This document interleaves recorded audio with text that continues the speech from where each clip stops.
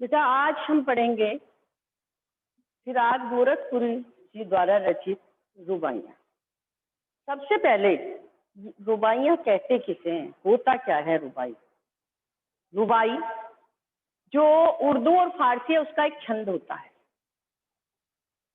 और इसमें इसकी जो विशेषता है वो विशेषता है कि इसमें 4 पंक्तियां होती हैं। पहली, दूसरी और चौथी पंक्ति में तो तुक मिलता है, तुकांत कहते हैं ना, बाद का शब्द एक जैसा होना, लेकिन तीसरी पंक्ति अलग होती है। उर्दू फारसी का एक छंद है, यह आपकी बुक के नीचे भी दिया हुआ है, आप पढ़ सकते हैं। और कई बार बोर्ड में ऐसा क्वेश्चन आ जाता है कि रुबाई क्या है या इसकी क्या विशेषता है। तो ये इसके उर्दू फारसी का एक छंद है जिसमें 4 पंक्तियों में से पहली, दूसरी और चौथी पंक्ति में तुक मिला रहता है, वो तुकांत होती है, और तीसरी पंक्ति स्वतंत्र होती है। तो यहाँ पर रुबाइयों में जो दिया हुआ है, यहाँ शुरू में जो आपकी 3 रुबाइयां हैं उसमें वात्सल्य प्रेम का बड़ा मनोहारी चित्रण हुआ है। और वात्सल्य प्रेम किसे कहते हैं? माता पिता का संतान के प्रति प्रेम। जैसे यहाँ माँ का अपने बच्चे के लिए प्रेम दिखाया गया है कि माँ अपने बच्चे को कैसे, छोटा बच्चा है उसे कैसे हाथ में लेकर कभी तो गोदी में झुला रही है, कभी जैसे बच्चे को ऊपर उछाल देते हैं करके, तो क्या होता है, अधिकतर बच्चे बड़ी जोर जोर से हंसते हैं और उसकी खिलखिलाहट से वातावरण भर जाता है। फिर उन्होंने बताया है आगे कि जब दूसरी रुबाई में बताया है कि किस तरह माँ अपने बच्चे को नहलाती है साफ स्वच्छ जल से और उसके उलझे हुए बड़े बालों को कंघी करती है। तो वो जब कंघी करती है क्या करती है, क्योंकि बच्चा नहाने के बाद कपड़े पहनने में बहुत परेशान करता है, तो अधिकतर माँ क्या करती हैं, बच्चे को अपने दोनों घुटनों के बीच में पकड़ लेती हैं, दबा लेती हैं, तब उसे बाल निकालना है, काजल लगाना है, जो भी काम है उसे तैयार करती हैं। तो जिस समय माँ बच्चे के बालों को निकाल रही है, कंघे से कंघी कर रही है, उस समय कैसे बच्चा अपनी माँ के चेहरे को देख रहा है प्यार से। और आगे बताया है दीपावली है, अब दीपावली आने वाली है वैसे भी, कि दीपावली है और माँ जो घर होते हैं साफ सफाई होती है, और अब तो इतना नहीं होता ज्यादातर, क्योंकि हमारे जो रीति रिवाज है उनमें भी परिवर्तन आता जा रहा है। पहले जहाँ दीपावली होली आती थी अधिकतर कच्चे घर होते थे और वो सबकी लिपाई पुताई शुरू हो जाती थी, बहुत दिन पहले साफ स्वच्छता शुरू हो जाती थी। तो लिपे पुते घर हैं, साफ सफाई हो रही है और माँ अपने बच्चे के चेहरे पर एक चमक देखने के लिए उसके लिए चीनी मिट्टी के खिलौने लाती है, और वो जो मिट्टी का घरौंदा बनाता है, घर बनाता है, जो घरौंदा कहते हैं, मिट्टी से बच्चे जो घर बना लेते हैं, तो उस घरौंदे में भी माँ बच्चे के चेहरे पर चमक देखने के लिए दीपक जलाती है, जिससे बच्चे के चेहरे पर एक चमक आ जाए, वो खुश हो जाए। और आखिरी रुबाई में क्या बताया गया है, रक्षाबंधन का पर्व है, और रक्षाबंधन के पर्व पर क्या होता है, जो नन्ही सी छोटी सी भावनाओं से भरी हुई बालिका है, रस की पुतली कहा है उसे, रस की पुतली है, किस तरह वो अपने भाई के हाथों में राखी बांध रही है और कैसे राखी के जो लच्छे हैं वो चमक रहे हैं। सावन का महीना होता है और घटाएं आकाश में, रक्षाबंधन कब होता है, जब आकाश में घटाएं छाई हुई होती हैं, बादल छाए रहते हैं, कभी कभी बारिश भी होती रहती है, आप देखो उस समय का वर्णन है। तो इस तरह से पहली 3 रुबाइयों में माँ का अपने बच्चे के प्रति वात्सल्य भाव प्रकट हुआ है, किस तरह वो अपने बच्चे को प्रसन्न करना चाहती है। और इसमें एक रुबाई में ये भी दिया हुआ है कि जैसे बच्चे जिद करते हैं, किसी भी चीज को लेने की जिद कर देते हैं, हमें तो यही चाहिए, तो बच्चा माँ से जिद कर रहा है, क्या जिद कर रहा है, मुझे तो आकाश वाला चांद चाहिए, मुझे चांद चाहिए। अब माँ आकाश वाला चांद कैसे देगी, तो माँ ने भी क्या किया, उसे दर्पण पकड़ाया, दर्पण माने शीशा, और शीशे में उस चांद की परछाई दिखाई दे रही है और क्या कह रही है बच्चे से, देख चांद धरती पर उतर आया है।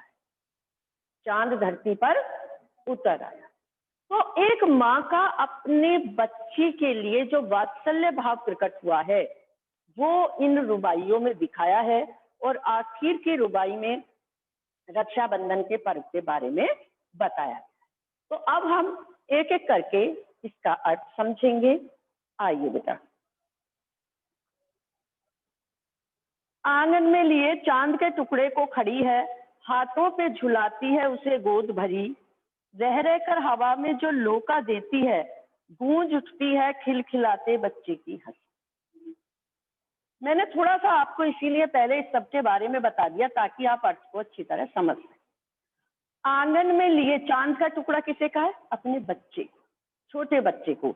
माँ अपने बच्चे को, छोटे बच्चे को जो उसे चांद के समान प्रिय है, उसे आंगन में लेकर खड़ी हुई है, और कभी तो वह हाथों पे झुला रही है, उसे हाथों पर झुला रही है, और कभी रह रहकर हवा में और रुक रुक कर, रह रहकर माने रुक रुक कर हवा में लोका, लोका कहते हैं मतलब उछाल देना, लोका कहते हैं हवा में, रह रहकर रुक रुक कर उसे हवा में उछाल देती है, और जब वो उसे ऊपर उछालती है और हाथों में झुलाती है, गूंज उठती है खिलखिलाते बच्चे की हंसी। तो बच्चा इतना प्रसन्न होता है कि वो खिलखिलाकर हंसने लगता है, और उसके खिलखिलाकर हंसने से सारा वातावरण प्रसन्नता से भर जाता है। बच्चा प्रसन्न हो जाता है, खुश होता है, खिलखिलाकर हंसने लगता है। नहलाकर छलके निर्मल जल से उलझे हुए गेसुओं में कंघी करके किस प्यार से देखता है बच्चा मुंह को, जब घुटनियों में लेकर पिन्हाती है कपड़ा। माँ का बच्चे के प्रति प्रेम। तो नहलाकर उसे निर्मल, छलके कहते हैं जो पानी की बूंदें नीचे ढलक जाती हैं, उसे छलके। तो निर्मल स्वच्छ जल से बच्चे को नहलाती है और उसके उलझे हुए बड़े बालों को कंघी करती है, और जिस समय वो कंघी करती है वो और उसे कपड़े पहनाती है तो अपने घुटनों में उसे, दोनों घुटनों के बीच में उसे पकड़ लेती है। तो उस समय बच्चा बड़े प्यार से अपनी माँ के चेहरे को देखता है, बड़े प्यार से अपनी माँ के चेहरे को देखता है।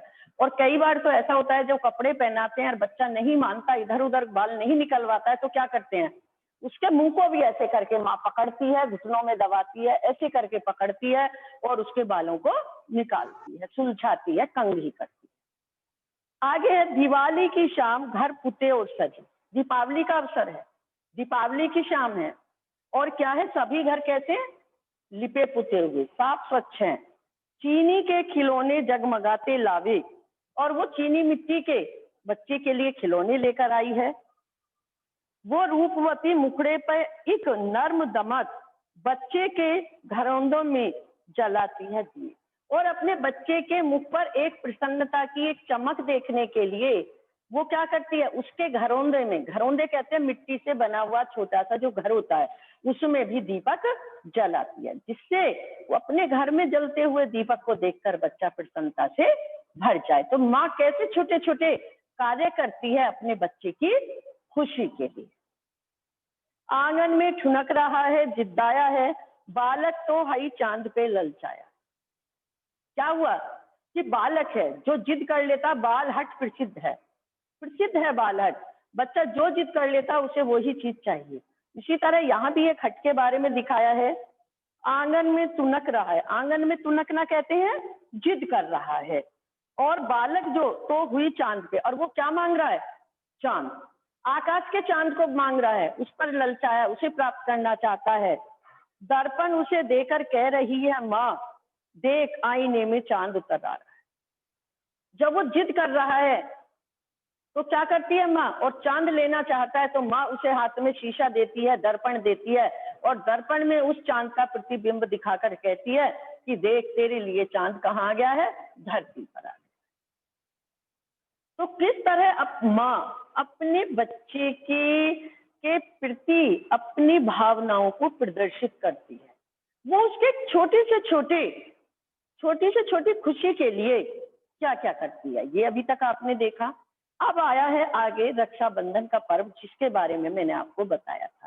सावन में होता है, घटाएं बादल छाई रहती हैं, घटाएं आसमान में गगन में छाई रहती हैं, है ना। तो क्या है, रक्षाबंधन की सुबह रस की पुतली, रक्षाबंधन का पर्व है। और क्या है, छाई है घटा गगन में हल्की हल्की, आकाश में हल्के हल्के बादल छाए हुए हैं, बिजली की तरह चमक रहे हैं लच्छे, भाई के है बांधती चमकती राखी। और जब रस की पुतली छोटी बालिका प्रेम से युक्त होकर अपने भाई के हाथों में राखी बांधती है, तो राखी के जो लच्छे हैं वो चमक रहे हैं। और कैसे चमक रहे हैं, बिजली की तरह। जैसे आकाश में बिजली चमकती है उसी तरह वो राखी के लच्छे चमक रहे हैं। आप कहोगे लच्छे क्या होता है? बेटा लच्छे होता है, अब जो राखियां हैं वो फैंसी राखी आने लगी, तरह तरह की फैंसी राखी आने लगी हैं। लेकिन अगर पहले की राखी देखो, थोड़ा बड़ी होती थी और उसके नीचे गोल्डन या सिल्वर कलर के लंबे लंबे क्या होते थे, लंबे लंबे कटे धागे। हुए तंतु होते थे, धागे होते थे, उन्हें लच्छे कहा है। वो सिल्वर कलर के हो या गोल्डन कलर के हो, तो जब वो चमक रहे हैं, छोटी रथ की पुतली अपने भाई के राखी बांधती है, तो उसके हाथ में बंधी हुई राखियों के लच्छे चमक रहे हैं। तो ये था आपका जो पाठ है रुबाइयां, जिसमें फिराक गोरखपुरी ने एक माँ का बच्चे के प्रति वात्सल्य भाव दिखाया है और रक्षाबंधन के पर्व के बारे में बताया है।